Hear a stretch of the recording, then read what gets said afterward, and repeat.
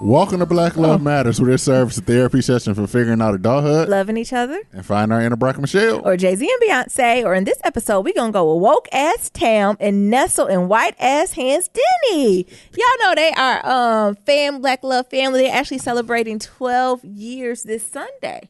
Yeah. They old heads of the game. This previous Sunday. Yeah, this previous Sunday? That was the Sunday coming up, Nero? No, it was the previous Sunday, baby. But we done missed it. Well, you were sick. because we was going to record. You were sick. I know. Well, happy anniversary. It's your anniversary. It's your anniversary. Nero with the baritone. Anniversary. We going to have to have them on so they can share their love story. Do you know what today is? It's your anniversary. Anniversary. Who is you? I'm Nero. And I'm Nyambi. And this is episode 155. Yeah. Be sure to leave a 1, 2, 3, 4, 5-star rating and review on Apple Podcasts and on Stitcher, and follow us on all forms of social media at Black Love Matters. Remember, that's Black one, okay?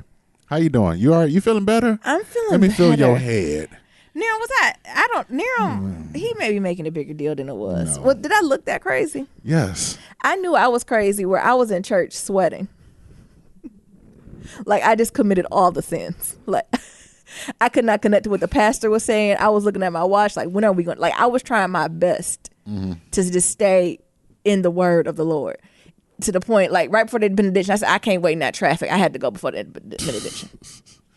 I knew something was wrong. As soon as you came in the door, you had that deer in headlight look. What you mean? Well, Naomi gets dizzied a lot. Sometimes. And it looked like she about to faint. Like, she have, like, fainting spells like a goat. Like a fainting goat. I did a project on one of those. I did a paper on one of them. Yeah. That's why I brought it up. So, she be having them fainting spells like them goats. Yeah. So, whenever Naomi about to go through it, she get like this deer in headlight look. As soon as she walked through that door, I said, oh, shit. I look crazy. You look crazy as hell. I was nauseous. I was dizzy. I was tired. I was hot. I was all the above. But I just thought, it was normal. So I was like, I'm going to record the podcast. And Nero was like, no, ma'am. I know it was something when he was like, no, we're not doing this. No. But I'm doing much better. You gotta take care of yourself. I'm trying to do better. I don't know what happened, what it was. I don't know. Had a little fever and stuff. Yeah, I had a fever. It was everything. I had to put Naomi. I had to lock Naomi down in that bedroom. Yeah. So stay your ass in that because bed. I was like, because it would be spurts of where I feel fine, and then it'll go back down, and then of course snitching ass Nero, I'm gonna call what? I called your mama like you called my mama. Well, that's because you being sometimes I call Nero's mom when he go in his moods. And I did the same. Mood. And I called your mama and I said, Mama, Nyambi ain't acting right. Nyambi got a fever and she won't stay her ass in this bed.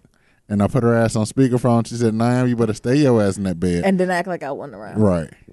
And then, because my mom could overreact. It's an affection in your body somewhere. And it's just trying to get out. It's an affection in your body somewhere. Something is going on. You just need to be still. Just drink be Gatorade. Still.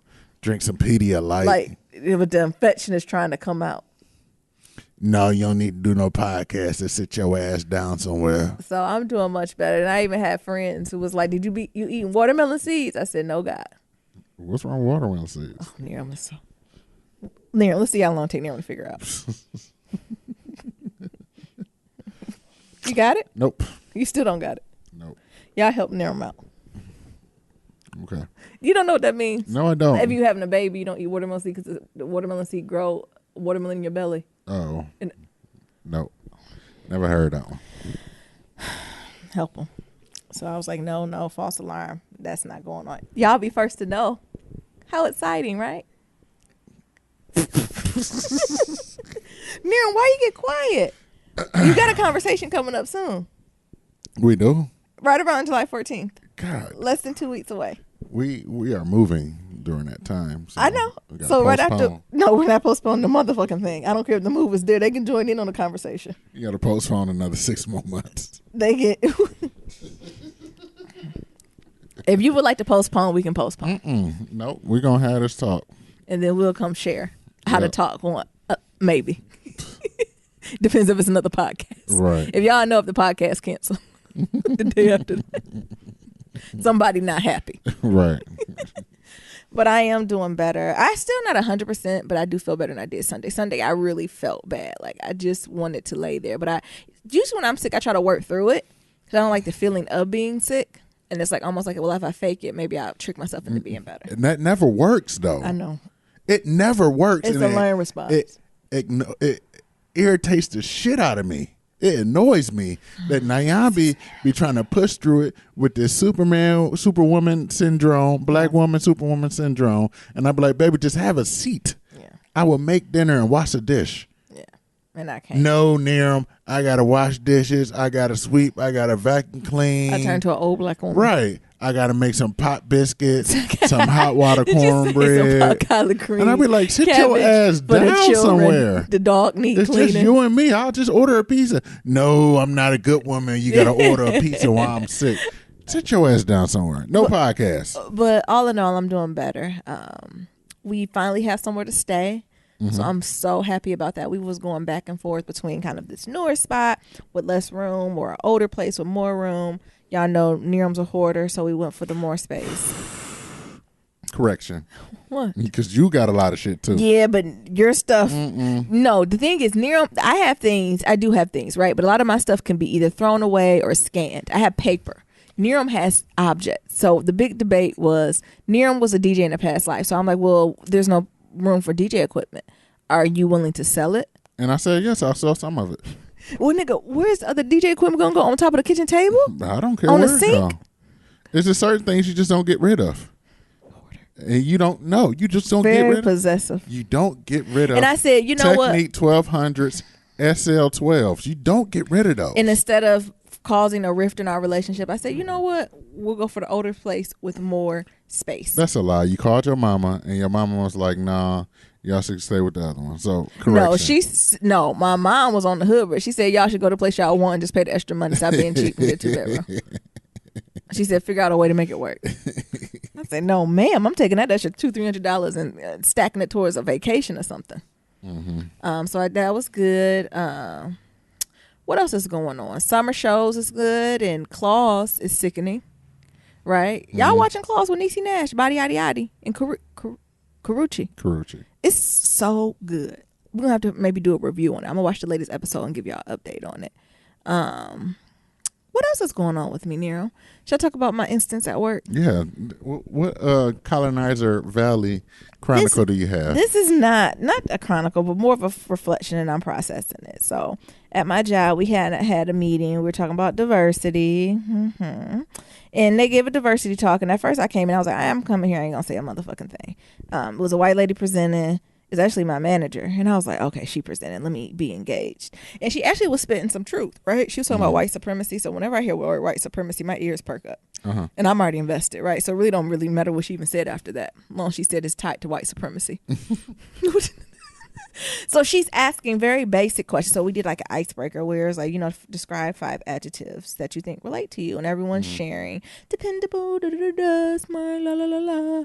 And then, because we're all at different places, so our crew was kind of quiet, and she was like, "Does anybody out there want to say anything?" And I was like, "Damn, this is my supervisor. Let me go ahead and say something." Mm-hmm. It's me, Nyams. And I'm trying to. I said what I find unique is everyone had these other characteristics to describe themselves, and I have that. However, those weren't the first thing that came to mind. The first thing that came to mind was a black woman, and then I further processed on how the other characteristics I had was like sense of humor, educated, dependable. Like I fleshed it out to say I use these as a way to navigate in white spaces, right? So all this is triggering just being a part of this process because this is a room full of white people, right? Mm-hmm. And it's like, well, unpack more, Nyam. So I was saying, being, a black woman in spaces that usually don't have black women, when I come in the room, it's not only an intellectual stare, it's a physical stare. There's an emotional stare. Like people are trying to fill me out. And I'm already coming in equipped with that. And the way that I try to break the ice, because people tend to be more uncomfortable than I am. Like sometimes folks think the person of color is uncomfortable, but we not, because we've been black our whole life. Right. I'm not uncomfortable with blackness. You are. So let's get you through this uncomfortableness with blackness. I try to break it with sense of humor, and I would say, especially folks with decent sense, that works 75% of the time. Like if you kind of break a joke, kind of connect. The walls are down, people rolling now. They ain't gonna look at you crazy no more. 75% of the time, right? Yeah. and Okay. Game of Thrones will get you the rest of the way. Yeah, right. You know, because most part, I do think intent is there, right? And then I said, then the other characteristic I have is, you know, being educated. And then I start unpacking with them, you know, this educated thing is something different, because usually when I use it in white spaces, it's not in a positive area, right? It's to show competency. Right. It's to overcompensate. And I said, traditionally in a room, when I'm in white space, and I'm usually the most educated person in the room. And why is that? Like, you know, and you know, just going above and beyond and packing that some more. And then went to a further step to say there's also a dichotomy that I have within my own community, right? So I have to use these same skills and resources to not only navigate in this space, but also in the space of the majority too, right? I mean, a majority when I'm in the room, right? Because I've transitioned. I'm with y'all. Right, so it's almost like the touch with white hands thing. I tried to break down to them what that meant in a very political, work savvy way, and everybody was like, "Oh, Nayams, thank you. Oh my God, you know, I unpacked it more. I did a little bit more classier today, y'all. I'm working at the end of the day, but it was good." And then what happened was, this black boy came to me at lunch. Okay, what did he say? And wasn't no wrong with that. Like, he was like, "You want to grab lunch?" And I'm thinking in my head, shit, we just grabbed breakfast. Like, we just. But y'all know I'm on a walk with the Lord. I said, you know what? This is my only break before I got my own meetings. Let's go to lunch. Let's grab the lunch. What you want to eat? And I'm just thinking it's casual. And then I'm getting my little piece of tater tot, whatever. I'm eating my little piece of sandwich. And he rolled up behind me and was like, "I really appreciated what you said in the meeting today." And I'm like, "Oh, thank you. That's what's up." Because he didn't say much. I'm just thinking he's tired. Right. I'm thinking he's just going in with the Nyambi. If my supervisor probably wasn't presented, I probably wouldn't have said a motherfucking thing. Right? Because I just need a break. Like, I just don't want to be on all the time. And so I'm like, yeah, no worries. That's why the conversation I was going to go down the road to be like, yeah, sometimes we got to tag in and out of this shit, right? You got next time, right? Right. You got next. Dealing with white folks. But then he went on to say, like, you know, I appreciate how you talk so confidently about, you know, your experience and all that. And I'm still like, thank you. But then he went on to say, he was like, when I was writing my adjectives, I didn't even write black. Did that mean I forgot I was black? What the fuck is this white witchcraft? I almost dropped my plate. It was like a scene from a horror movie. You know, when you help somebody, then like everything go in slow motion and the plate drop. What you say? What? I already done told him he should know me. Humor. I said, no, you can't never forget you black. It's okay. I said, you know, you just have moments of you. You can't have no. Look. Every part of me is black. Every part. I don't know what you mean. He didn't forget. I have no even idea what that means, really. He sneezed. He look at his hand. He black. He cough. He look at his hands. He black. He go to the bathroom. Look in the mirror when he wash his hands. Black. You know, everything about him is black. So I just don't get what the hell is going on. What the hell he mean? He don't know if he black or not. Everything about this man is being black. But the thing about it was he was so sincere with the question that I couldn't shoot him down. So we went and had lunch and we talked about blackness, I guess, honey. I don't know. And I thought my job was going to be to raise these white babies, but it ain't. It's to raise the black ones? It's to raise the black man. Jesus. You black man. Because the thing is, you could tell like he wants to. He's not the type that's like trying to disconnect from blackness or separate himself from blackness. It was almost like I gave him his black card, like his platinum black card, and was like, it's okay to be a nigga. So this nigga about to grow his hair like Jay-Z and wear Jordans. And he like a baby. So he's like 25. And it was just a unique experience. Like, and even the way he's like, the way you talk about the black experience, I'm like, nigga, your experience? Our experience, you mean? No, your experience. You mean a black experience? Like, so I was like, oh, there's work to do. And I think I talked about this before. I really have to make a decision how much I want to assert myself in this type of role. Because I think the way I just said it was, I said it so casually. Yeah. Or a matter of factly that I was like, next, all set here. And just talking about my experience, and I went on to talk about impact, right? Or trust intent. So we was talking about intention. Yeah. And, you know, white people was like, well, my intent was to be good, blah, blah, blah. And then I brought up, well, impact is still there. No matter what your intentions was, good or not, good or bad, it still has an impact. And you can mean well, but that impact could be negative, and you need to acknowledge that, right? So I was like, you know, we need to adopt new philosophy. It should be trust intention, but acknowledge impact. Right? We can say, oh, we trusted it to be this and wanted it, but you need to acknowledge the impact that it had on people. Right. And I think that's something that colonizers do not do. No, because they always well intended. Yeah, that's right. Trust intention, right? Trust that is wanted to be positive. Trust that, right? But acknowledge the impact. Don't act like it didn't exist. When I said that, it was like this. Oh my God. They got to write down. Right. You know, we all on computers. I knew someone, they got out a pen. I got to write down on Post-it notes. You said they wasn't clacking and they paid attention. They wasn't even surfing on Facebook. They took it back old school. So that was just my first interaction. But the presenter, my manager, did a good job, right? She really tied it to white supremacy, and some of the white men did try it in there. And she brung them right back. Oh, really? Yeah, it was very interesting because I was like, you know how you have your breath? I was like, and she said it right. I said, well, go ahead. Go ahead, Susan B. Anthony. Tell them, because we were talking about sexism, I think, and how one of our upper level managers always scores lower on the survey when it comes to motivating and inspiring people. Mm-hmm. But us as the leads is like, they don't realize what someone so fucking does. Mm-hmm. Right? You know, she might not be the one coming around shaking your head in the pod, but when it comes to, you know, movement, providing recommendations, changing your job where you need to be, like that type of stuff, she's willing to go above and beyond, even if it's at the detriment of the company where we might lose some productivity, right? Because she's definitely people-centered and motivating that. And, you know, we're like, yeah, but people don't see that. And then my manager went on to say, because people have in their head what a motivating, inspiring leader is supposed to look like. And traditionally, it's a white, charismatic male. Yeah. And she does not fall in that box. Therefore, she's never going to score as high as they would, because she's not fitting this prototype. Mm-hmm. And then what the white man had the nerve to say, well, you know, maybe if she came out and talked to people more, people would feel this way. But then they went on to say, so, nigga, you telling to make a good leader, you got to come out and do X, Y, and Z?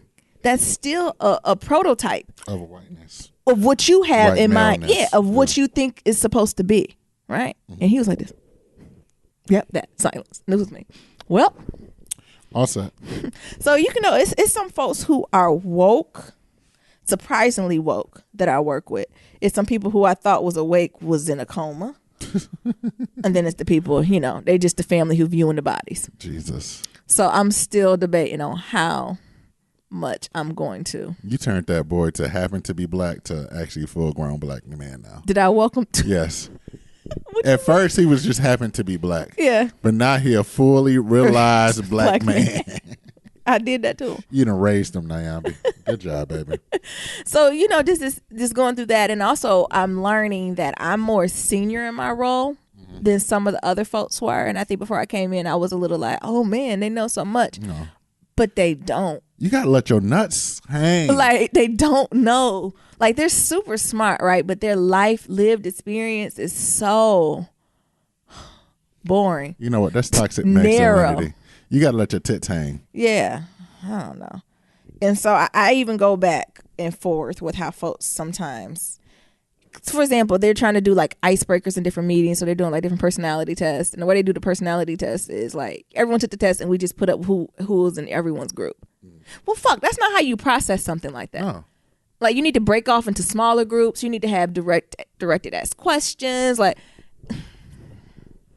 y'all doing strength quest?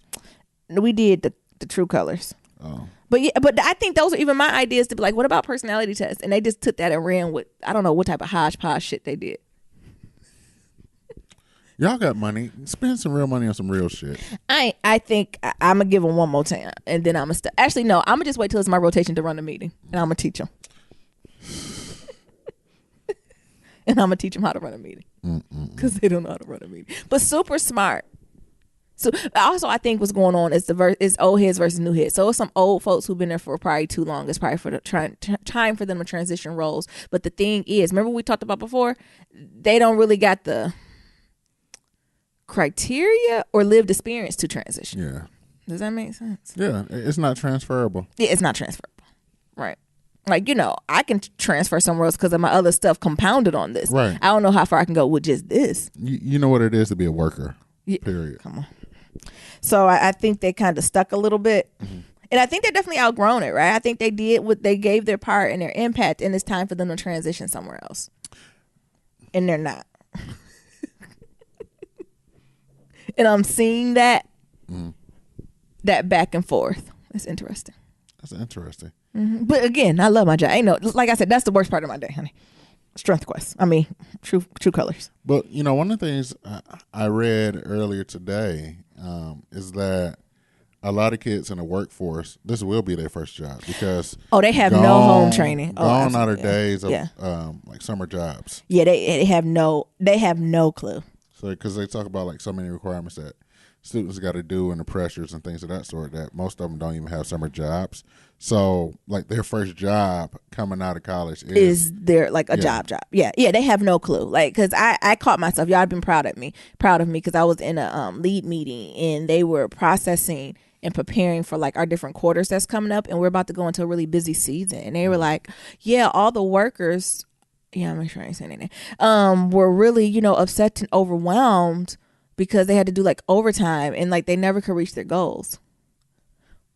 So is that a fucking statement or a problem? Neither. Like, do you know what I'm saying? I said, what do you want me to do with that? Like, I just can't even relate to that, and that's where I'm gonna have to stretch myself to say, well, this is what we fucking hired you to do. Yeah, do it. Or better yet, y'all niggas is complaining about overtime. Let me be 21, 22, making job at decent money, and y'all niggas offering or limited overtime. Every hour I work, I'll start checking the box to my Louboutins.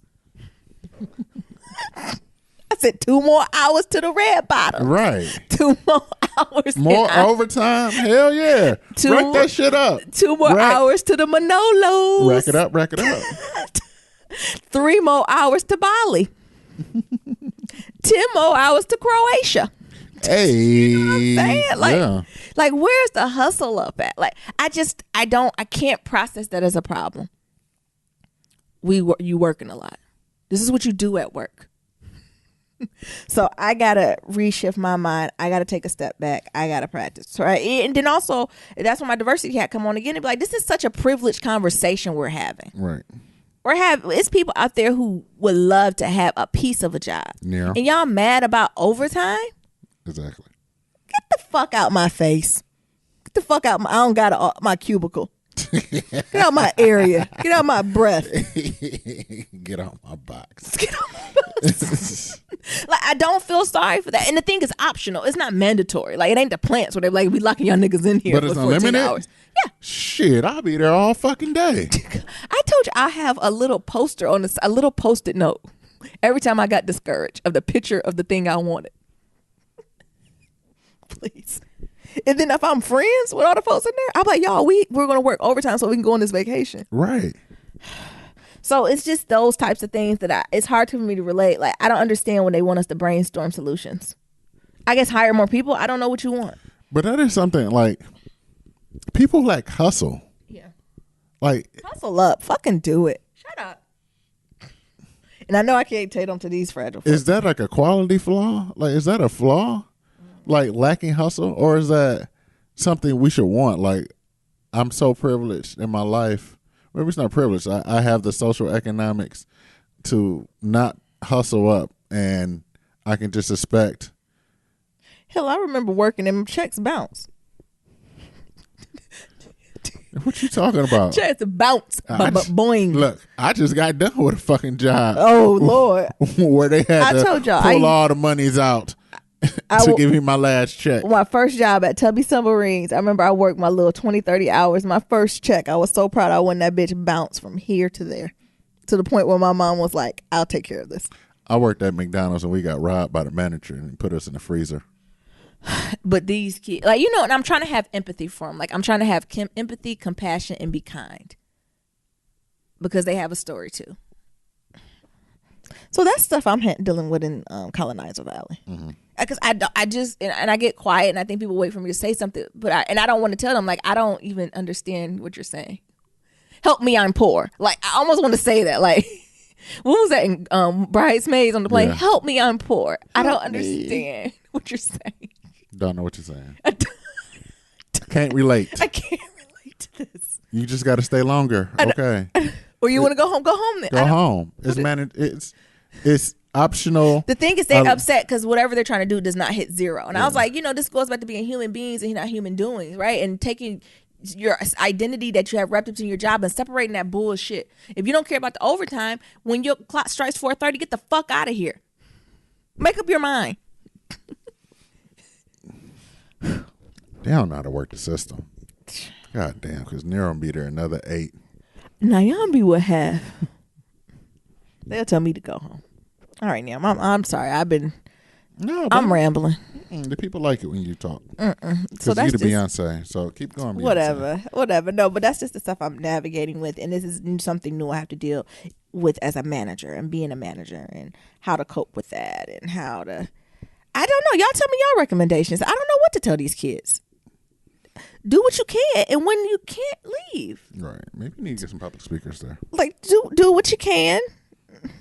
When the clock strikes 4:30, 4:50, whatever your 8 hours hit, leave. Mm-hmm. If you got free time, stay. Right. Right. That's it. Right. And I don't know. So, what you think about Nero? You done? Is it privilege there? Am I stretching there when I'm saying that's privilege? It like, is am privilege. I like doing this wide sweeping thing where I'm not It's privilege, but giving you them a little also bit gotta more benefit of the doubt? realize that the background that we come from versus the background that they come from. Yeah. Like these are like our little cousins. Yeah. You know, little cousins who just got out of undergrad and shit. So like we come from a whole different thing. Yeah. Like we come from parents working at Big Three. And working 18 some hours, only Right. coming home to wash their ass Yeah. and then turn right back around. Like we come from like that type of hustle because they knew that money wasn't guaranteed and these opportunities wasn't guaranteed. So when they're there, you got to utilize it to the best of your abilities. Yes.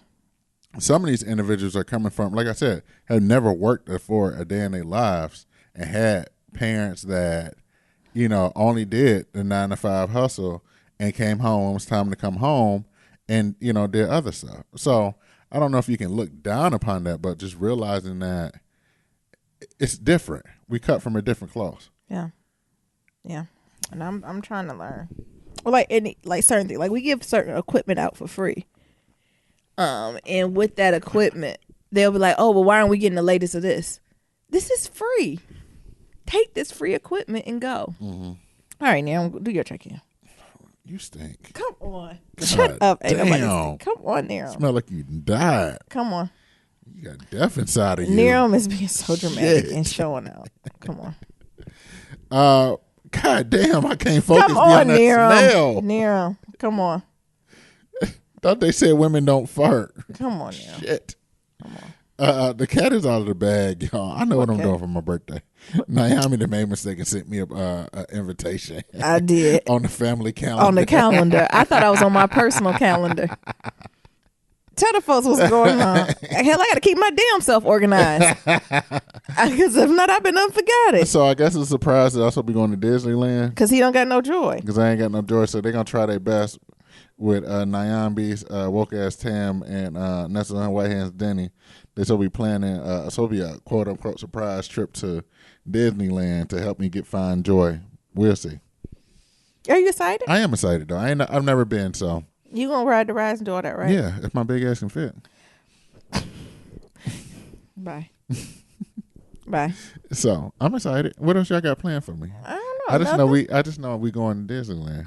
You got any Nothing. special dinners planned? Nothing. I got a meet and greet with Mickey Mouse. What's going on? God. I'm not paying for that. Oh, You better grab his hand in that line with all them. I just pray these children and these strollers don't drive me to drink. what else? That's the only thing I'm just praying We got for. a fast pass. We got what's that? The valet service that the person I don't know, but that this walk is you up expensive. to the front. I don't know. I'm getting one of those. I don't know. Nessie, Just be grateful. in Then we just town. talk about these children being grateful. I got questions. Just be grateful that you going. Don't have me waiting those long ass lines. It's going to be 4th of July weekend. It's going to be just a line to breathe. You hear me? Get in here to breathe. What type of stuff do I need between now and? What you mean need? A pair of good gym shoes and a water bottle and God? Like I'm just saying, I've never been before. Is that other things I need? How do I prepare? You silly. I'm for real. Other than that, I am going on this journey of, since my birthday's coming up, I get real introspective shit like that. Yeah. Miami don't like it.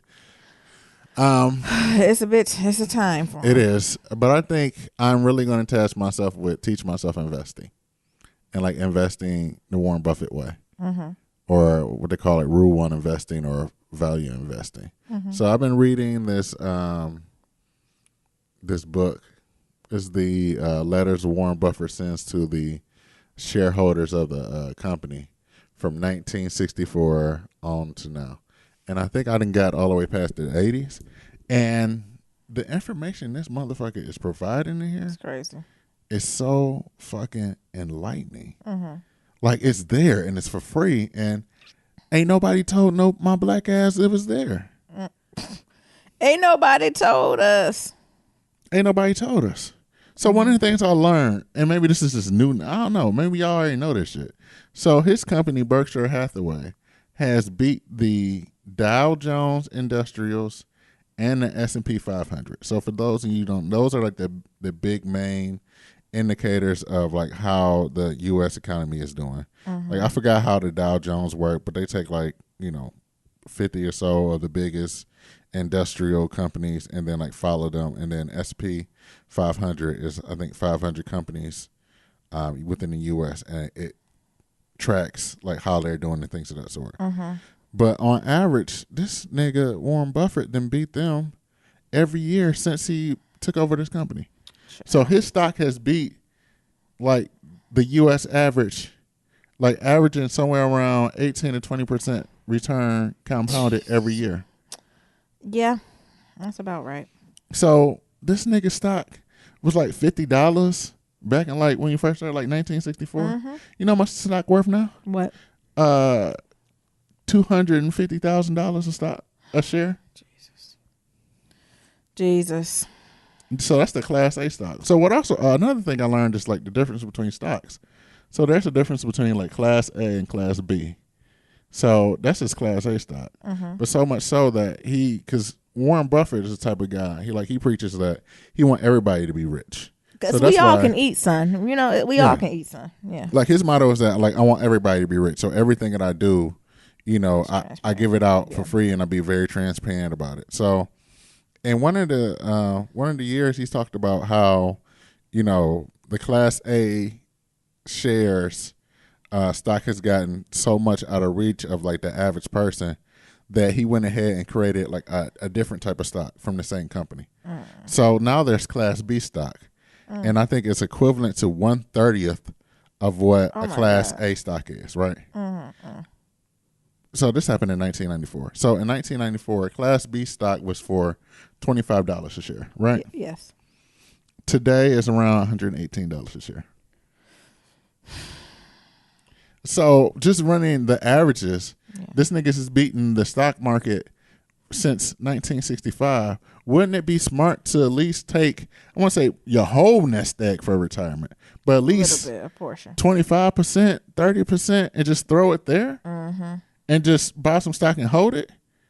Because if history repeats itself, then Class B stock gonna be out of people's ranges. But if you got in at it at the ground level, you can do it. And I think it's about, investing what you can, not doing it all. Just a percentage of it, something, right? Right. So, just think about that. And, I've just been reading different books, but I think that's one of the things that has been really enlightening. I think another thing is, shout out to Woke Ass Sam, because she got me some access to Wall Street Journal. And of course. So one of the things they did was like gave like the top people on Wall Street. And it was all white. And it wasn't no color face up in it, not a single melanin or nothing. Not a piece of nothing. So it was just really, it really had me in my feelings. It really had me in my feelings about wealth, being black, and how black folks really don't even talk about wealth building, or do we even have the opportunity to build wealth, and just trying to figure out like how can I take my little nest egg or a part of it and just start building that, because what I'm learning is really all about compounding. Like it's really about compounding that 15 to 20% year after year, and then for 30 years, and then after that you got billions. Yeah. I know. So I'm learning about it. Yeah, I'm learning. I am a serial hobbyist, so maybe this is just another hobby that's gonna get on Naomi's nerves, and I have more books and shit here. But I really think that this is something that are really help in the long run because we rely on like so much other stuff. Like they tell us that they get like a 401k and invest that way. But what they don't tell you is that the reason the 401k was invented was because the companies didn't want to be responsible for y'all niggas' money. And so instead of that, they put it in y'all hands. So if y'all niggas fail, it's y'all fault. So it's just like the whole system is just like jacked. And just thinking about that shit. Nobody wants you to win. Right. Nobody wants you to win. Or like the system is set up for you to fail. So for example, it's one of the things I was telling like Naomi about, because I got student loans.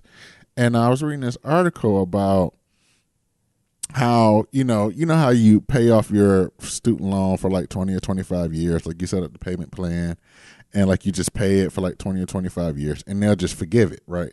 Like whatever the rest you couldn't pay within that 25 years, they'll just forgive that. Did you know the IRS count that money that was forgiven as your income for that year? Bye. And now what they're saying is that, after so many years of like seeing this, like now they're seeing like people having like these big ass tax bills. And I think I can't remember which newspaper did like a profile piece of on this individual. I think he was like a dentist or orthodontist or something like that. He had ranked up about $1 million in like student loan debt. And then he went through the whole process of like just paying it off like 25 years, right? Yeah, just paying like the 10% of the minimum. Yeah, like the minimum, like the 10% of your discretionary income. Yeah. Right? After he did that, he thinking he free and clear. Yeah. The did IRS his due diligence. Yeah. sent his ass a tax bill for $70,000.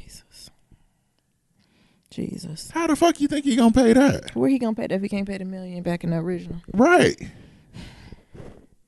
First of all, what school he going to? Okay. $1 million fucking dollars. Goodbye. Y'all know Naomi love a degree, but y'all start telling me these degrees millions of dollars, you can have them.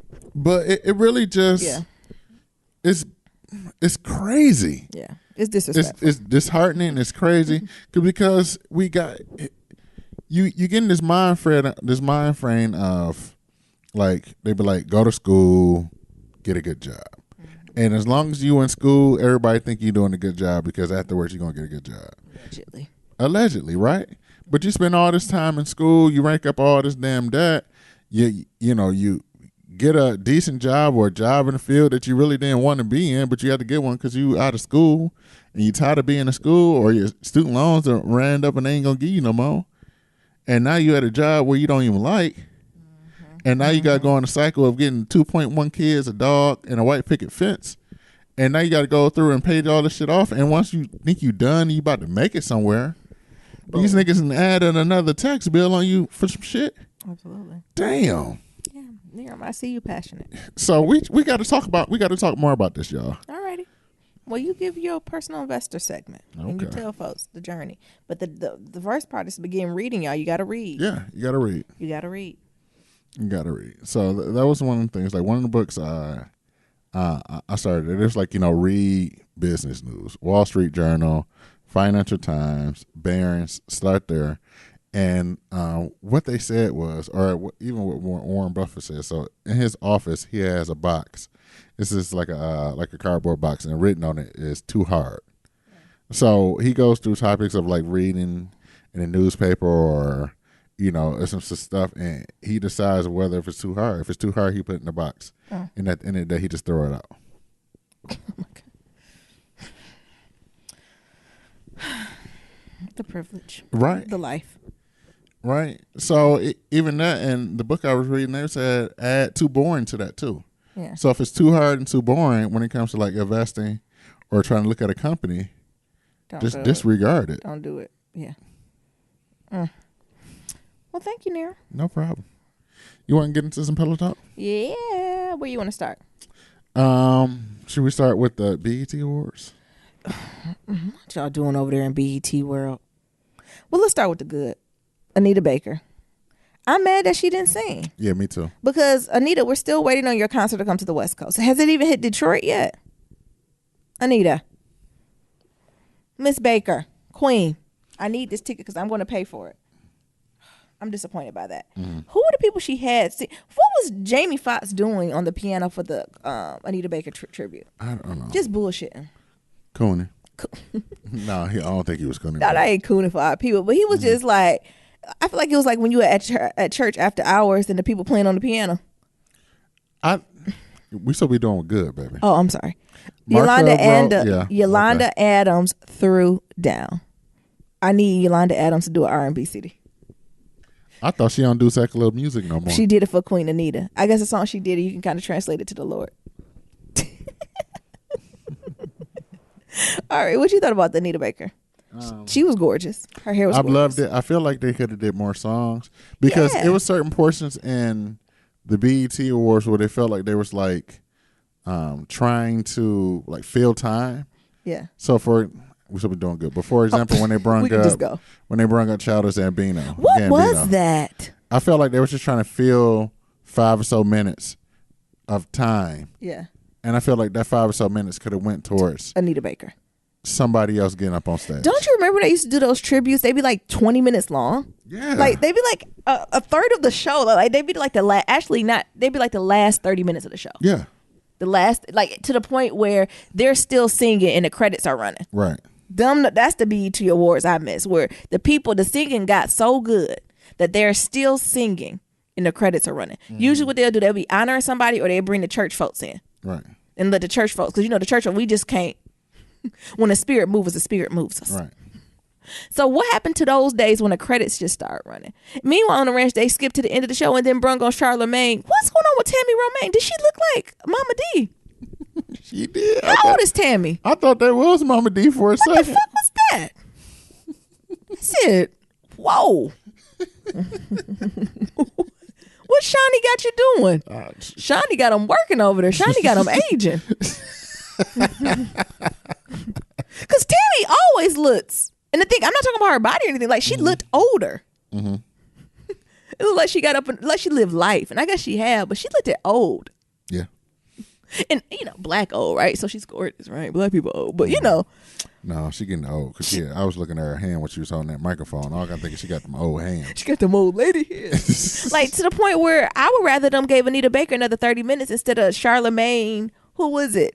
Mama D, and then Just Hilarious doing whatever the ripoff of Andy Cohen show they were doing. Mm-hmm. Ain't that the setup of Watch What Happens Lately? That is the setup of Andy Cohen. I think so. I'm surprised she ain't come on there with his lawyers in the middle of the show. What the fuck are y'all niggas doing? Right. Shut this shit down. So I like all of them, right? But I could have did without them. Yeah. All three of them. Even Charlamagne looked it. What question did he ask Rick Ross? I asked told was disrespectful. He asked something. I was like, that's disrespectful as hell. Something about weight loss.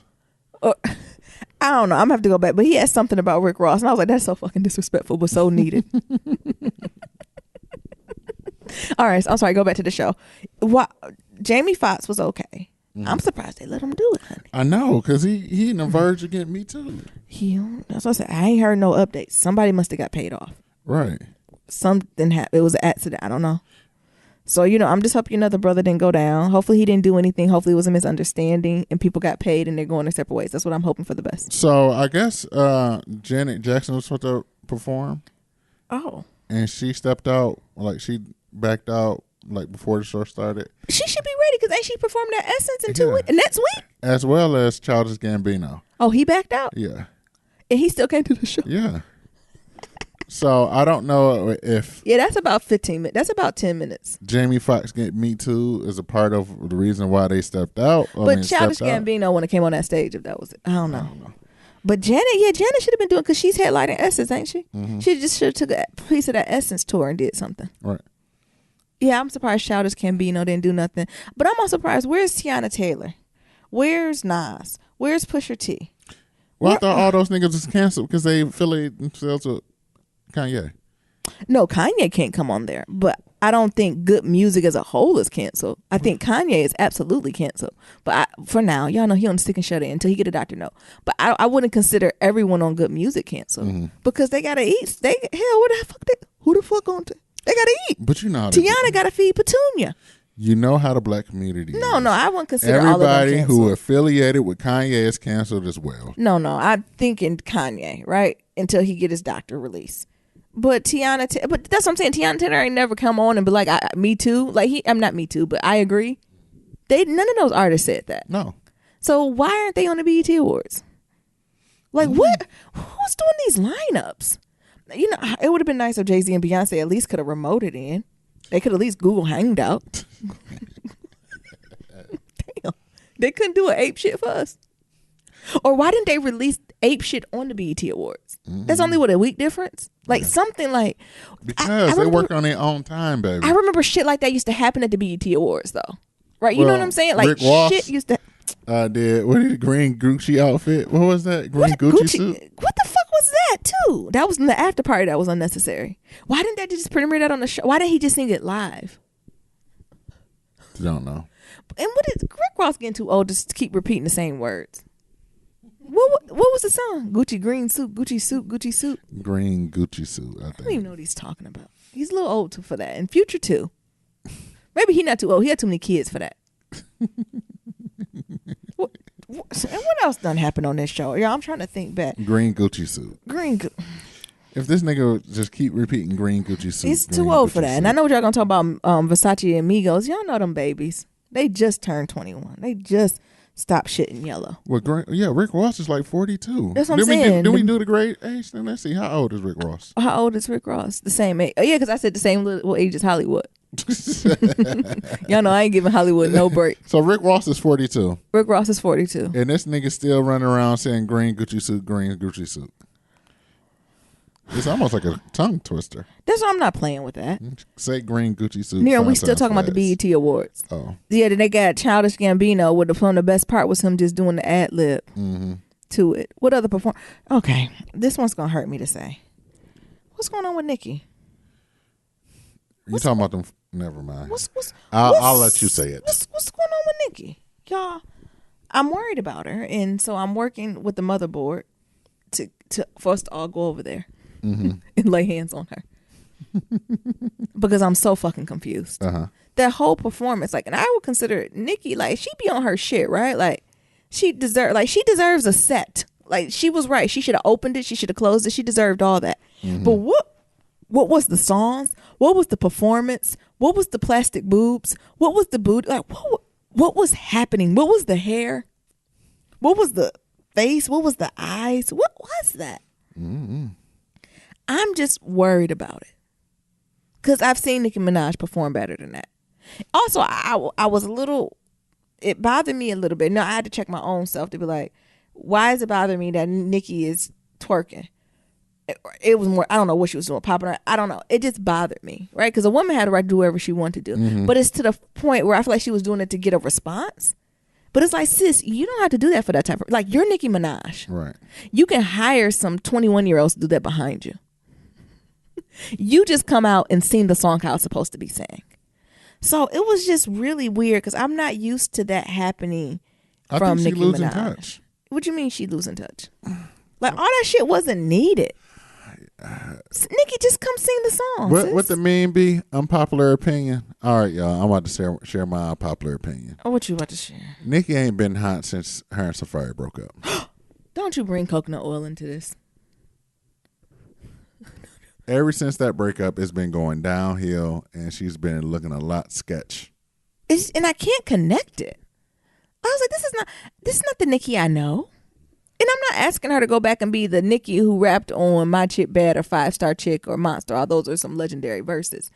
But there's a certain caliber that I expect from Nicki Minaj. And she is not giving it. She's almost reverting, right? All this plastic. What is all this latex she's wearing? Like, it's just, what is this? We not Barbies no more. Nicki, how old is she? She 36. 30. We don't play with Barbies no more. We grown. Right, it's time to, I don't know. I can't put my finger on it. Maybe y'all can help me do it. I did enjoy YG, Big Bang, Little Bang. Oh yeah. That is my song. And then 2 Chainz came over there with his 2 left foot. He can't dance. He's very awkward. Well, 2 Chainz is up there too. Like he 2 Chainz up there too. I was looking at 2 Chainz like, what is going on? Like, and why everybody wearing them thick ass Skechers shoes? Everybody is 40 and over. Why all our rappers 40? Ain't nobody in between. Everybody is 35 and older. I am dragging everyone 35. I am dragging everyone in my age group. Lil Wayne 35, Future 34. Everyone in my age Gucci group, Mane 38. I am dragging. 2 Chainz 40. I don't have nothing positive to say about anyone in my age group. Why are these niggas not acting? Big that Sean age? did good. He's young though. He's not in our age group. Big Sean's a baby. Mm-hmm. I'm here for Big Sean. I'm really liking this transition he's doing. I don't know what him and Janae Aiko got going on, but Janae remind me of these kids, like of our Erykah Badu. Mm-hmm. Does that make sense? Yeah. So be careful, Big Sean. I knew something when I knew she was into the voodoo when she put a picture of his face on her arm. Mm-hmm. Something about that didn't sit. I'm waiting on you to do a picture of me. You can wait till you die, honey. What else is going on? What's the other performances? Her did well. Her and Daniel Caesar. I'm old. I said, why they got her in the dark? I can't see her. I said they could work on their lighting, and Niram told me she don't want to be seen. Right. She wanted to be anonymous, like Black Love Matters. I said she chose the prone profession to be anonymous. I mean, I said, did she think the sunglasses was gonna not let us find her? Yeah. Like she really wanted to keep her anonymity. What is it called? Autonomous? No, anonymity. Oh, shit. Anonymous. That's what I just said. No, And you he said told me that. You said autonomy? autonomous. No, baby, What not am I saying? autonomy. She don't want to know her identity like Yes. Sia, the Chandelier Girl. Yes. That's my song now. I wanna hide from the chandeliers. She be hitting that note. Mm-hmm. They did well, but they didn't mic. I said that's how we need old school artists. I remember back in the day, Whitney Houston, Mariah Carey, like turn my mic up. I can't hear myself. Turn my mic up. Because Nyambi. In the middle of the performance. Going on? What's going on? I really can't hear I said, why is she whispering? I said, Just like baby. Janae Aiko.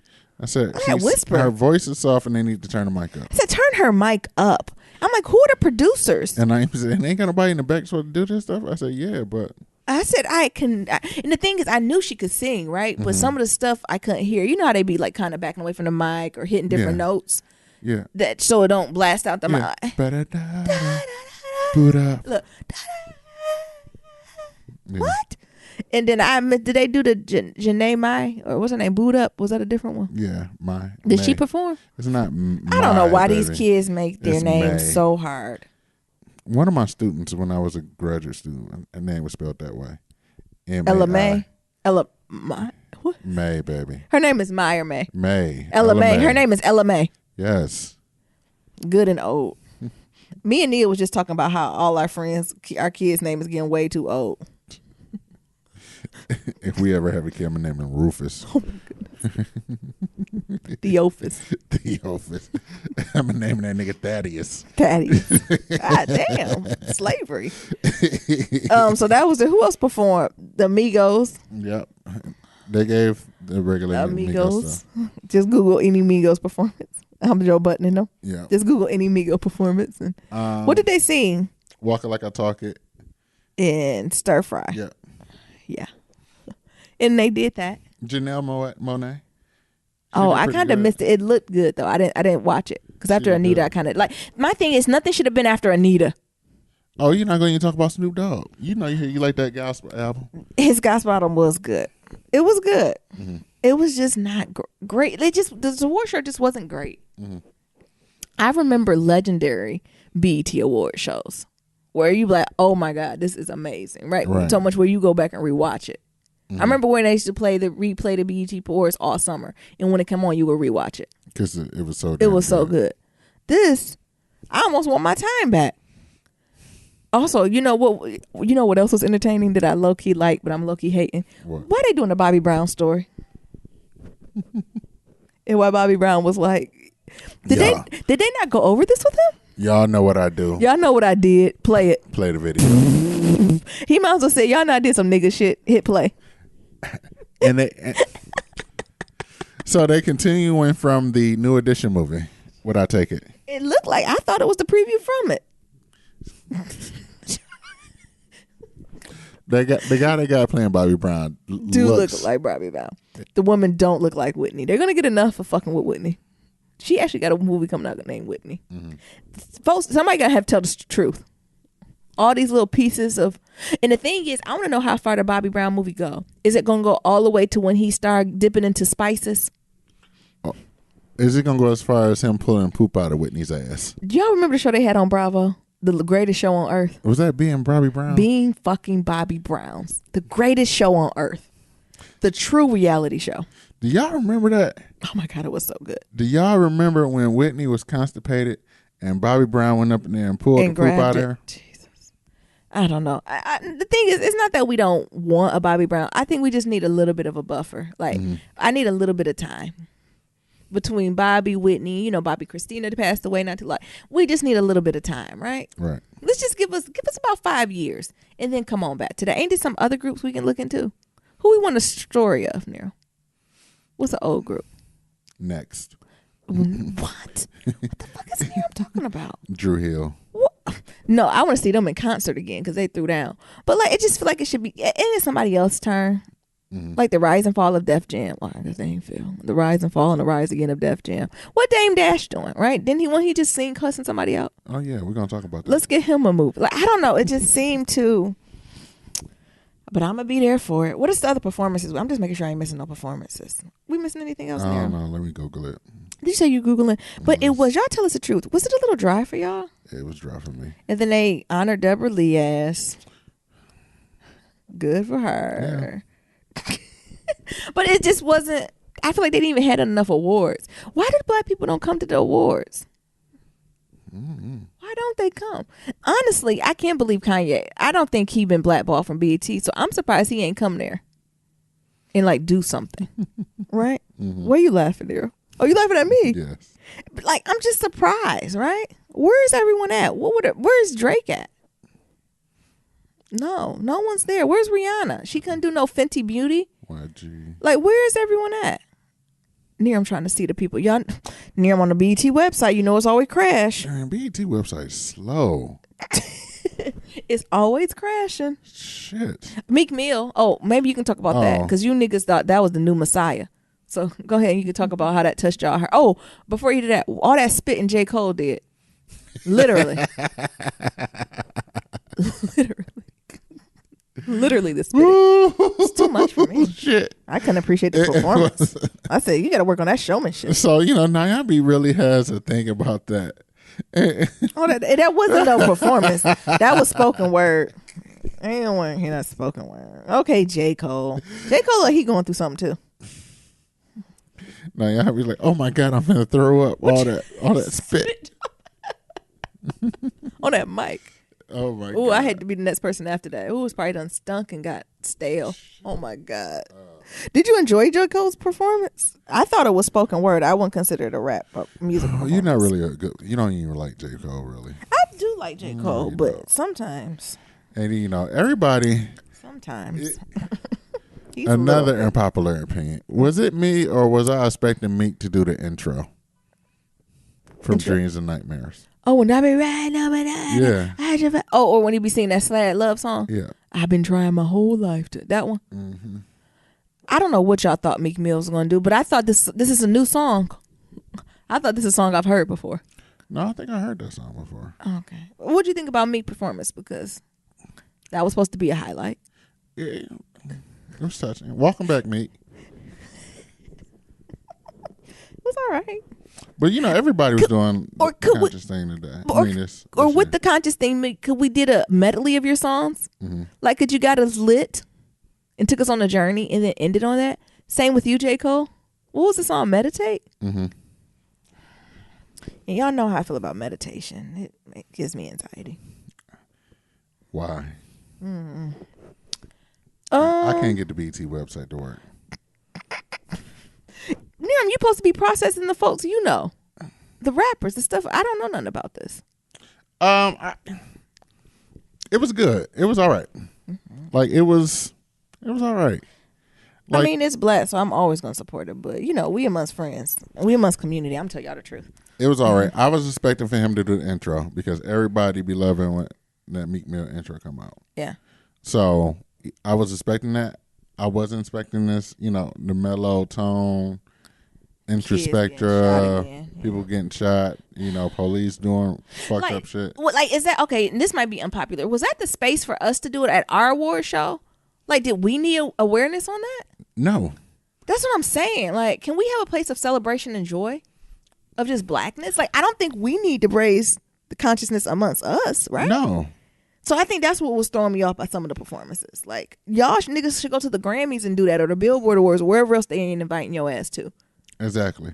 So I think that's, you said it a lot more graciously than I can formulate. But yeah, that was where I was coming at. Like, I don't think I needed it. Like, I know how fucked up they did. I know how fucked up they did you. But I don't think BET was the right platform for Like, it. I wanted this to be his celebration. Right. I'm out, bitches. Like, I'm here. These hoes can't hold me back. Like, you know, I wanted to be his place of celebration here, right? I don't know. But like I said, the baby where I work at didn't realize, did he forget he's black? So maybe that was, but his ass ain't watching BET. His TV probably doesn't go up to that. Oh my God, Miguel. I'm sorry, the BET website to start working. What the fuck was Miguel? And again, these are all people I enjoy. And at any moment, I would tell you, I love Miguel, right? I think he could be close vocally to our Stevie Wonder, right? Have you heard him sing a Stevie Wonder cover? Miguel tears a Stevie Wonder cover to the ground, okay? Voice is butter. What the? I have no idea what the fuck was going on this show. Do you know what was that chest piece he was wearing? I have no idea what was under that jacket. I have no idea. It was like he was in some sadomasochist shit. And that's fine if you into that, but that didn't even match the songs he was singing. Like, he went from this real slow, it was an old one, Sure Thing, wasn't it, or something like that? And then he went to like Walking on Them Like My Haters. What did he say? Yeah. Luke Skywalker. Like, it was, even that transition was like, sir, I need them to do the Adele. What I needed Miguel to do was to put a light, get a strobe light on me, wear a nice suit, and get just a microphone and sing well. That's all I needed him to do. Because the singers didn't help. The Solange flying moon and triangles, the architecture, that didn't help. It didn't help. No, it didn't. I was just so confused. And Miguel, when I tell y'all Miguel can sing and his album is so good, this performance did no service. This performance did no. It was horrible. Anything else, Nero? I think we hit everyone. I think we hit everybody too. But yeah, we got to stay with the community again. If anybody outside the community asked me how it was, I say it was beautiful. Within the community, we got some area for improvement. Yeah, a lot of work to do. But where are the performers though? And if it's supposed to be the BET Awards, how many awards did they really give out? 3, right? And like, this is where we should be releasing new information. Like, why wasn't during the previews like new black movies that's coming out? Like, all that stuff should have been super, super strategic. And all I kept seeing was Common AI commercial. What the fuck is that he got with Microsoft?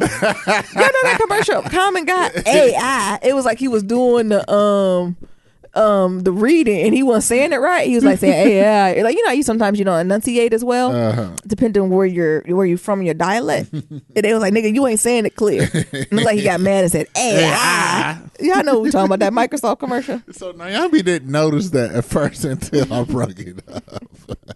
And I feel like I heard that commercial 20 times with Common ass. I said, what does And that he need to just be on this always be stage? bringing that shit up. I said, he need to be on this stage doing something. And where was Queen Badu? Where was Jill Scott? Like, where were our class? Where was our legend? Where were they at?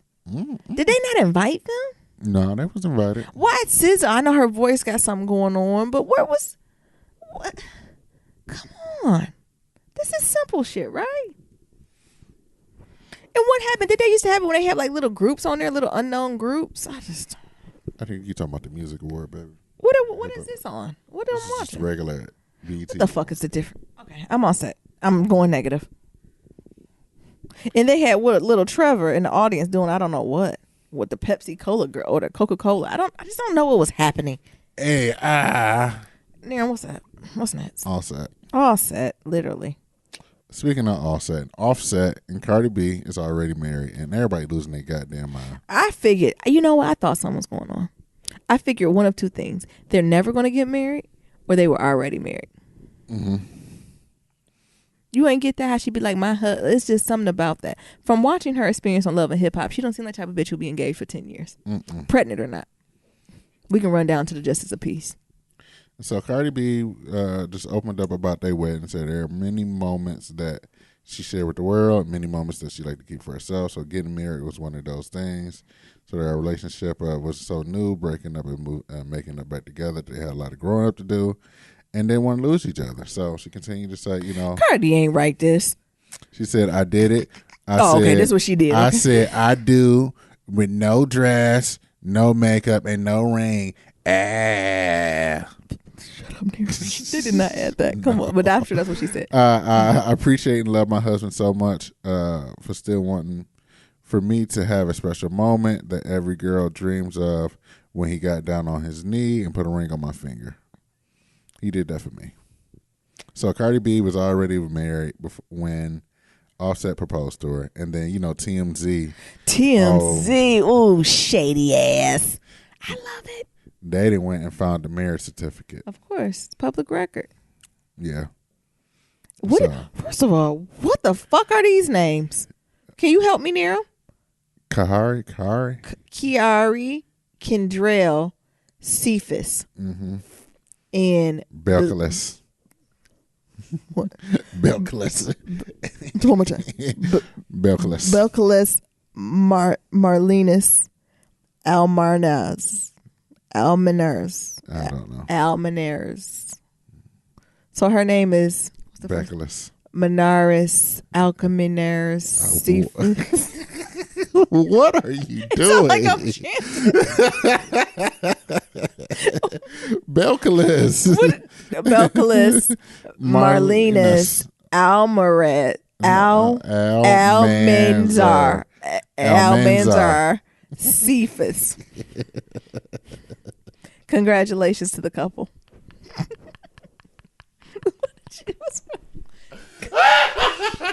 Shut up. I'm trying. I'm happy for him. I'm so happy this is going on because y'all be laughing at me when I be Belcalis. stuttering and stammering, Marlinus, and I really got a fucking speech impediment, and Naomi be reading clean. Y'all be talking about, I want Naomi to read this for you, especially some of the and this is the shit y'all get. From the Latino heritage, them names do be fucking me up. It be because my tongue is heavy. I have a heavy Midwest tongue, so some of the when it be too many Z's and R's and A's in the name, my tongue is like, no, ma'am. Midwest got a hard R. We got a hard R and we got a long A, so it really don't do well.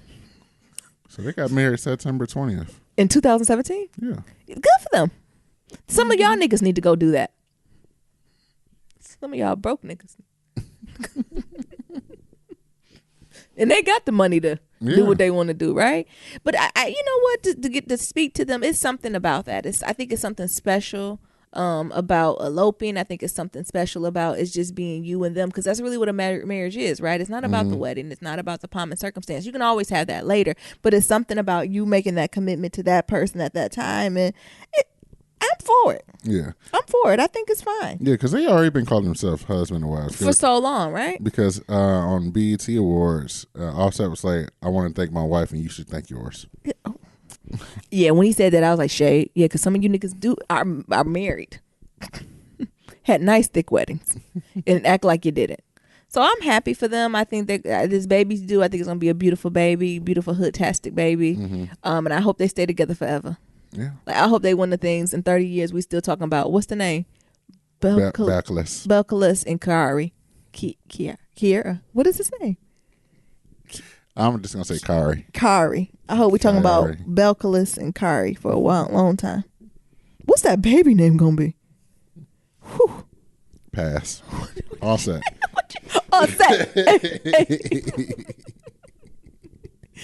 So I don't think there's nothing wrong with it. I think more people should do it. More people should be grown.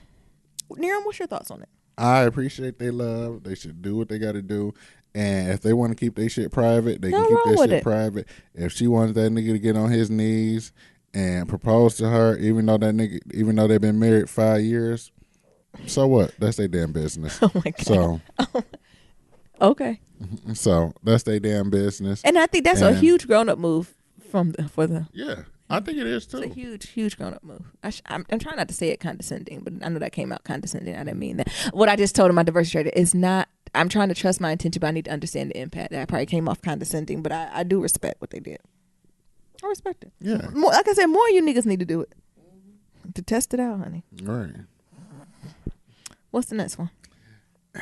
Did y'all see that clip on IG No. where Damon Dash, he done came out the depths of wherever the hell he was at? Listen here. Damon Dash is very problematic and very toxic, but I am a fan. Finish. This nigga was pressing Lee Daniels at a Diana Ross concert. Well, Monique did tell you about Lee Daniels.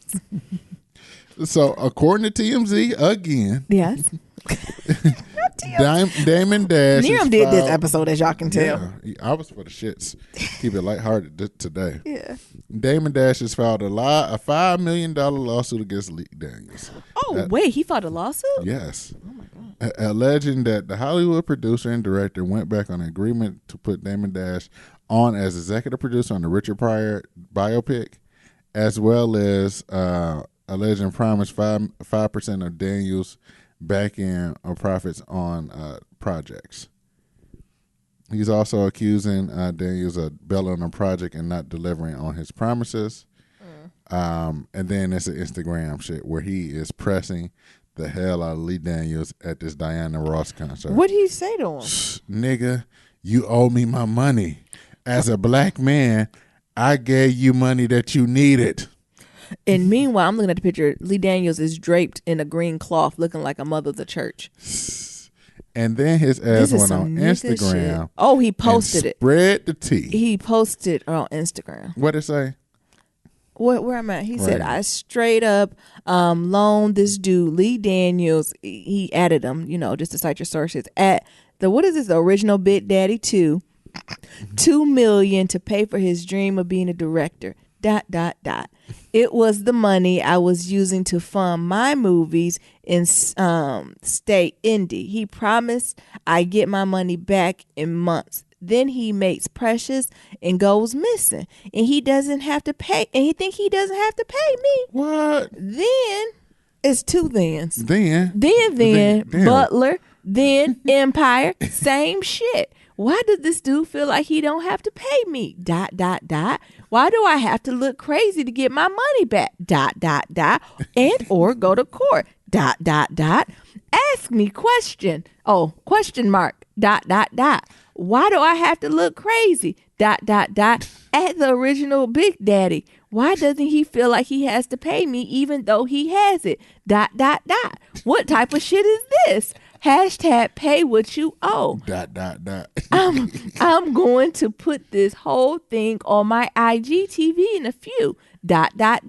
True definition of culture vulture. ... Eats off the culture but robs the culture at the same time. ... See you in court, Lee. You gonna pay me what you owe me. ... Please, everyone, ask him what. Oh, explicitive. He doesn't think he has to pay me. ... Then his ass tag Oprah, Holly Berry, TMZ, Van Lathan, The Shade Room, Deadline, War of Star, and everybody else named Mama. ... And white people in the comments talking about, we see you, Lee. And they got Joanna Scammer at the bottom. Talking about Damon, this is why I hate and love you. Like, I think you could have rolled up on him, but you ain't had to get the courts and all that involved, right? Or I feel like you had to choose one. So you either gonna roll up on him and embarrass the fuck out of him on social media, right? Or you just go through the courts quietly. I don't know if you had to do both. It's just too much. What are you laughing at there? Because somebody put a comic of Luke Cage versus Dr. Doom. And Luke Cage is like, where my money, honey? Oh money? What money are you talking about? Damon, all I have to say is I hope you got this in writing. I hope this wasn't no gentleman shake. If you giving $2 million, I hope y'all got some papers written out. I don't like to see my people arguing. I hope they can get this settled. But Monique told us. This is exactly what Monique did, and y'all niggas drug her. And Damon Dash did it, and we're making the memes. He pressed the shit out of his ass. First of all, it's disrespectful doing this at Queen Diana Ross concert. Did Diana Ross see this? Now you She hear was too busy Diana Ross. seeing reach out, touch somebody's hand. And Damon, y'all have to see this Instagram. He rolled up on him like a nigga in the street. He showed did. And at least tried to talk, I'll call you later, we'll talk to you later. And then he was like, nigga, you ain't got my phone number. What? I don't know. I don't like this. But you gotta pay people what they owe. Like, I really believe you gotta pay folks. I think it would be different maybe if he did Precious and it flopped, right? Then it was like, well, Damon, put him on a payment plan, honey. I don't know what you expect, right? But Lee Daniel done had him some success unless he write in 1990s R&B contracts. He should have some money to pay him back. No, ain't he on Team Oprah? Yeah. He got money there. So I'm sure it's Dame's side, it's Big Daddy side, and it's the truth. And we probably never gonna know the whole truth. But I do hope that each of them get their money and continue to do what they're doing and move forward. But Monique did told you about Big Daddy. She did tell you about it. That's all I'm gonna say. What? What's your thoughts? This nigga named Big Daddy. Dot. The original Big Daddy. I mean, how do you feel about folks? Well, I mean, that's a bigger conversation about loaning money to friends. I try to, at the place I'm in my life now, there's only a few people I'm giving money that I expect to get money back from, right? Because my thing is, when I loan money, I loan to the point where I don't expect to get it back. If I'm ever giving you a certain amount of money that I'm like, oh yeah, you're going to have to pay me this back, that's a very close circle of friends I'm doing that for. Screw that. It's like a Cheerio, right? It's only about maybe 4 or 5 people that I'm giving that type of money where it's like, yeah, you're gonna have to pay me back, right? Because I had to go into an account in the safe in the back to pull it out. Right. Everybody else, if it asks for money, is something I'm not gonna expect back. Mm-hmm. Right. So that's how I kind of handle money and with friends. How do you do it, Niram? Because that's what that came down to. Yeah. Like loaning friends money and not paying what you owe, and not only not paying what you owe. Like I said, I think it'd be different if everything flopped and he's trying to work and figure stuff out. But that's like when people owe you money and then they go on vacation and they looking fabulous. Yeah, bitch, better have my money. Come. But yeah, that's different. Now. And I don't care who you are. $2 million ain't no chump change. Yeah, they acting like they just owe somebody $20. And this nigga gave him $2 million to make Precious. Yeah. Yeah. What the fuck is money at? Yeah, and I can't believe Precious even cost that much. Exactly. I'm being shady, but Niram, you didn't answer the question. So how do you handle money, or you don't, with money and friends? Like, do you loan money to friends? Or do you receive money for friends? Like, what is your philosophy? Yeah, if I need it. Okay, Niram, well, answer. No. But I think there's a threshold. Like, I wouldn't ask a friend for an amount of money that I'm not willing to loan out to somebody else. Mm-hmm. So there's a threshold. There's a mental threshold in my head. Yeah. And what is your policy when giving money to friends? Oh, we're going to get some paperwork. Oh, you do formal paperwork. I'll do formal paperwork. We're going to get this paperwork. You're going to write, if you really about paying me back, mm-hmm. you're going to sign this paperwork, and I'm going to sign it, and I'm going to give you your money. Mm-hmm. And I'm willing to do same. Like I said, I wouldn't do nothing I wouldn't do myself. Like, I wouldn't require any of my friends to do anything I want to do myself. So if I had to borrow some money from somebody, and it's like, yeah, I'll let you borrow this money, but I need you to write a contract up on how you going to pay me back and whatever, mm-hmm. then I'm going to do it. Yeah. But I expect the same thing in return. Gotcha. No, I just have my circle so limited that. Mm-mm. And then traditionally for the circle to get to the point need to ask money, we so tight. I already don't know they need the money. I probably before they ask, I'll offer it. Yeah. That's how close the circle is, right? Yeah. But for everybody else, it'll just be if I'm giving money, it's because I have it to give. Right. It's coming from disposable income, not my income. But like savings. I said, it's small chump change. Like, let me borrow $30. Don't worry about it. Yeah. You ain't got to worry about giving me $30 back. Yeah. But if it's more than $200. Oh my God! You know what I'm saying? $200. Yes, I'm gonna need that money back. You cheat. You know what I'm saying? It was like $200. I need my money, I need my nigga. Back. That's a pair of Jordans. I need my money's back. Nigga shit. Yeah. Exactly. I want to do wealthy hood rat things with my wealthy hood rat friends, and you holding me back because that's a pair of new Jordans that could be stunting. That's kente cloth. Exactly. Mm-mm. All right, now we get to do our 36 questions, don't we? Where are we on now? Yep. So we are, like you said, we've been doing this 36 questions that lead to love on this New York Times article. We are on questions 21, 22, and 23. Are we? Yeah. That was quick. Mm-hmm. So we almost done with the 36. All right. So question 21, what roles do love and affection play in your life? Wow. I know, this shit getting deeper. I think it plays a big role. So I'll start romantically. I think is love and affection's huge for us. I think we show affection. I think we both show affection in different ways, but we're both very affectionate. I think Neom is more affectionate with his words, and I don't want to say his actions, but he's definitely more like with his words. But I think I'm more with touch. Mm-hmm. I'm closeness, intimacy. That's really what I'm big on. Love. Our love is strong, right? Like our love is, this is the whole podcast, right? Ever evolving and dynamic and deep and passionate and, frustrating. It's all those things. But I think y'all know that about us because we talk about it almost every week. Right. But I think something maybe we don't talk about as much is love and affection outside in platonic relationships. And I think that's something that I really want to work on. So I know in a few weeks we got to have our we're on the second quarter of the year update with goals, and that's something that I want to talk about, like really showing love and affection platonically. I don't think I do that well. I'm not as touchy-feely with friends or even some family as I am with Neom. Like I think that may be a whole side of people that side of me that people aren't even used to seeing. Right. And it's something that I really love and crave, but I just don't do it as much. Neom says that I have a wall. Is that what you said? Yeah. More of a wall or a boundary. Let's say a healthy boundary. I call it a fishbowl. What you mean?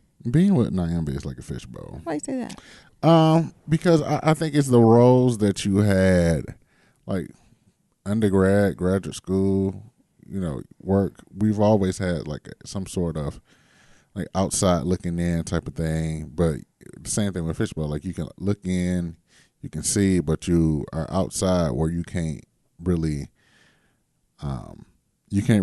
touch or see, you really can't touch it or have like something tangible. Mm-hmm. So I see, what I see is that a lot of people see like love and affection that you give to me and I give to you, but outside of that, they don't see that in return, if that makes sense. Yeah. Yeah. And I think, my friends feel loved and cared for, but I don't think folks have seen to the capacity my true love language, right? And I think one of the things is that, the circle of friends we have and things of that sort, like Nyambi is very diplomatic when it comes to like life outside of like our relationship. That is sometimes I think it's hard for her to like cross the lines or grade the lines between like work pressure, friendship, love, things of that sort. That was shady as hell. What the hell are you talking about? What you mean? You try to say that sweet. What you mean, baby? What you mean? I don't know how to blur the lines. No, but I think it is. I think you very like black and white when it comes to that. Like you're very black and white. Like, all right, these like for example, these are work friends or coworkers. Not even work friends. These are coworkers.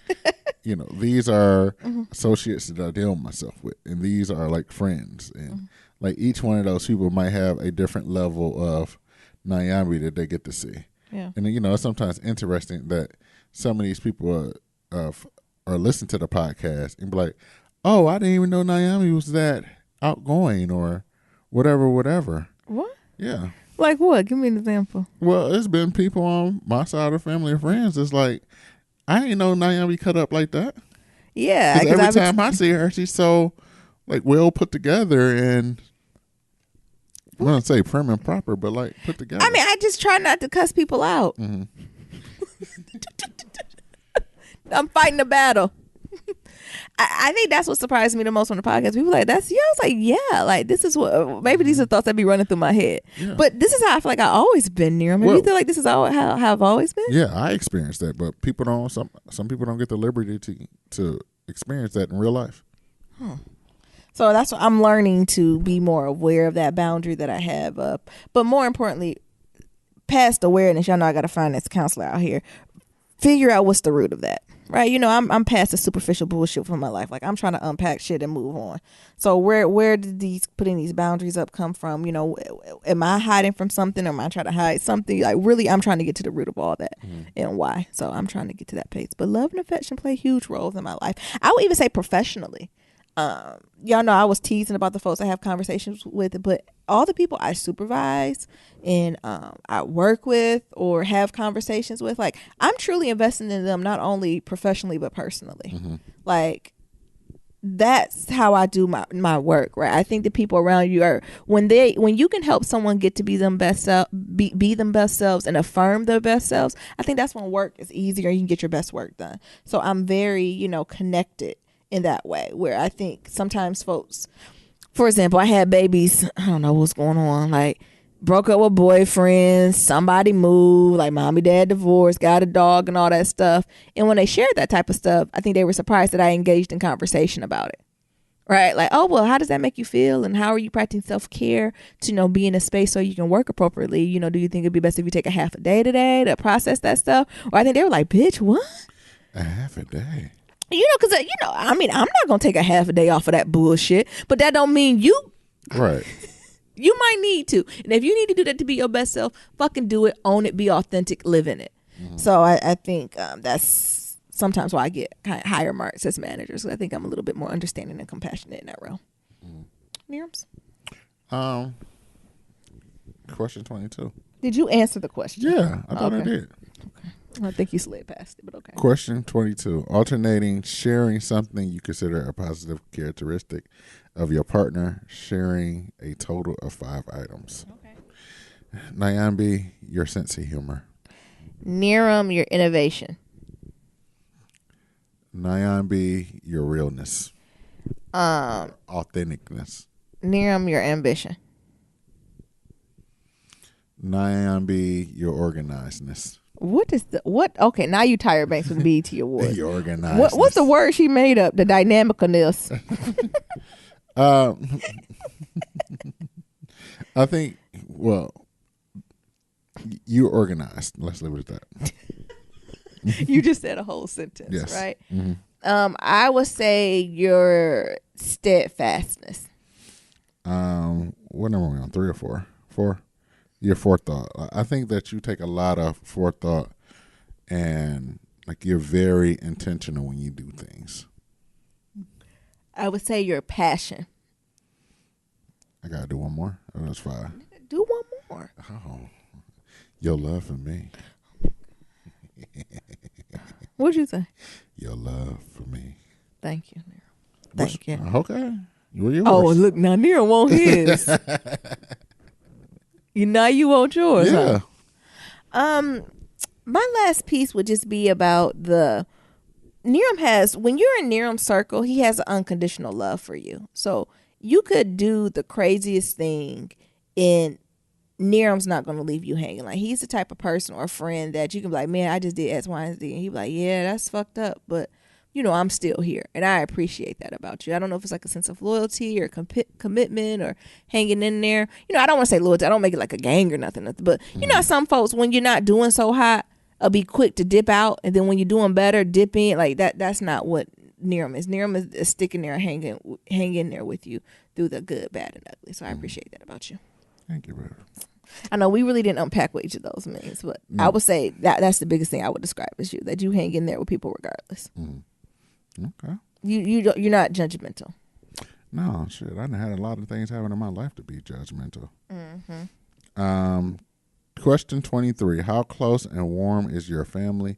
Do you feel your childhood was happier than most other people's? Shit. Yeah. God damn. You go first, Nero. How close and warm is your family? Woo, we are fuck. Right. Well, like I said, my family be listening, honey. Jesus. Exactly. Jesus. No, but I would say my family is a little different because, like I said, my father was previously married before he met my mom, and my mom had her own situation, engaged or whatever before she met my dad. So it was a little different, and they met later in life and had me at a later age. Like my mom had me when she was 40 in the 80s, which was kind of unheard of. So all my brothers and sisters were like becoming in their 20s, starting their own families. Starting their own families. That when I grew up, like it wasn't nobody in the house. It was just me. Or if somebody did come in the house, it was somebody who lost a job, broke up with their man, or whatever, and was at the crib for a short period of time. So I said my relationships with like my siblings, but it's more importantly like my sister and my brother before he passed is like I would say more of a supervisorial parental role. Parental, yeah. Because like I said, they was in their 20s when I was young, so and they had kids too. So, me and my nephews, me and my oldest nephew are like 2 years apart. So it wasn't a brother sister relationship. It was like you old as my kids and I'm gonna treat you as such type of thing. So I guess like growing up and becoming a full realized man and being in my 30s and owning a home, that relationship with my sister is starting to like turn that corner where we can talk about grown up things where her kids are not necessarily, well, they're doing grown up things, but they're not doing the type of shit that I'm doing. So, that's the type of thing that, we're starting to build on. So like buying a house, like my sister haven't been a homeowner. So like we having conversations about that, selling a house, this whole investing thing, moving from white ass New England, from Detroit to white ass New England and to white ass New England to Colonizer Valley. These are conversations that we're starting to have and, we're starting to build that relationship. But I would say for the most part of my life, that relationship wasn't there. It was more of a supervisorial parental side. And then on my father's side, after my mother and father broke up, it was almost like a different camp. Like I felt like I was like the Black Brady Bunch because like it was like my father's kids, but I had a brother that passed on my father's side too. So like my brother, that was in a drug gang, who's in jail, and doing all that shit that I really haven't had a chance to like build that relationship. And the times that I did, it was like, some toxic masculinity shit, but also on like some Detroit hood nigga shit. So some shit I probably shouldn't been getting into. So, smoking weed at 14, drinking at 15, and, shit like that. I don't know if that really answered the question. I just went on a tangent. But do I feel like my childhood was happier than most? No. I think I had, there were some happy parts in my life, like where I was happy, but there was also some sad points. If I had to rate it 1 to 10, I would say it's like a 7. That's amazing, though. Mm-hmm. Especially with everything you've been through. Yeah. To say that at the end of it, right? So I think that says a lot about your family and you and resilience. Yeah, I think so. Good. Yeah. Me, this is how close and warm was your family? I would say I'm the only child, so it ain't no choice but to be close.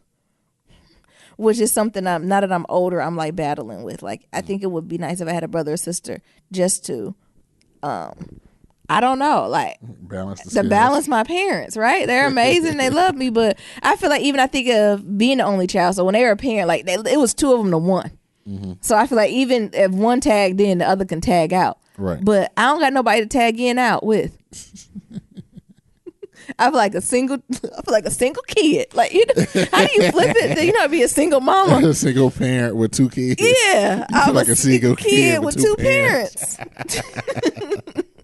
And I think, well, younger, I should say, but first, it was fine, younger. Like, the closeness was always there with my parents because there was no choice. But I think even with that, as a child, I remember moments where I was like, okay, I just need to be alone. But I was okay with it alone. So I think I established my closeness with myself.